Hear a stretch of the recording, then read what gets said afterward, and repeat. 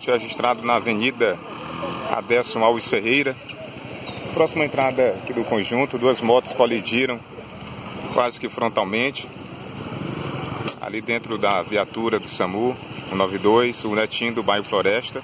A outra vítima está ali, na sombra, com algum ferimento no braço, menos grave a situação.